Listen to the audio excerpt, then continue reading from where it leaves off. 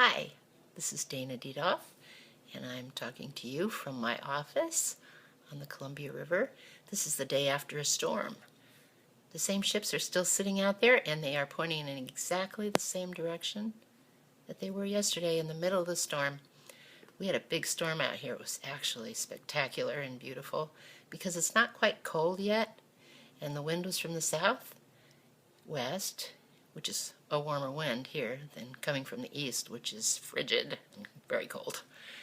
Anyway, all the ships are out there just where they were, anchored, and now the water's smooth and calm and things are good.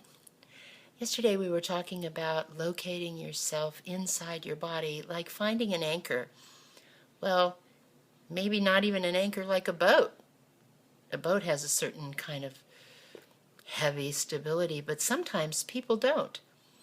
And sometimes the only anchor that they can get is sort of like a kite, like a tie down. And they blow in the wind, but if they can hold on or be held on to by that anchor, then the wind stops and they can either come down or maybe the wind's blowing more gently and they can enjoy the breeze. So it's a really, really practical thing for folks to learn how to get inside their own body intentionally, like on purpose. It sounds so kind of elementary and, well, not very important. And people often say, well, I've been in my body the whole time. But research shows that one of the things that happens to people from trauma, any kind of trauma really, and the more severe, the more likely it is to happen, is that people sort of go right out of their body, at least in terms of feeling and awareness. And if you've been highly traumatized or you've had a lot of trouble in your life, you may have problems with getting into your body at all, and you may have a lot more numbness than feeling. And I'm not suggesting that you should feel everything that ever happened to you, of course. But I am saying that it is possible to find a refuge inside your body. You can learn how to do that because it really is truly there. And the more extreme your circumstances, the more important it is that you find this. I know that when people have problems with drug and alcohol addiction, especially when it's really severe, that they are really looking for a refuge. Most of those people don't believe there is one there, and maybe they've never found it, or they didn't know how to get there anyway. So the chemical, at least, is like a port in the storm. It's a way to get out of the wind for a little while, but then the winds get a lot worse afterwards, and there's no tie down there. There's no real anchor, and you can shipwreck without your body. And alcohol and drugs, they sort of numb the body more and make it harder to get back in, although many times people use them to find safe place. That's important sometimes.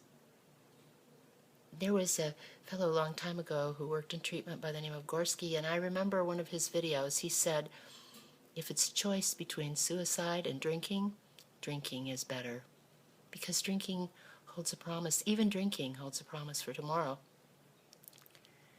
And it is really possible, no matter where you are, to learn how to find that refuge inside yourself in a way that doesn't have to be complicated in the beginning at all. Well, it never really has to be complicated. I gave those 2 little videos on belly buttons because belly buttons are way easier to remember because they're so silly. I mean, who can explain a belly button? But they're really on all of us. And if you remember yours, it's possible to get inside your belly just by remembering it. And then you can learn how to ride your breath down into your body. Like, let your attention go right down into your body the way you would in an elevator. And then you notice once you're in there that, wow, when you feel certain emotions like fear particularly, there doesn't seem to be any space down there, but still you're breathing, so you can scrunch up your attention and you can ride your breath down inside yourself.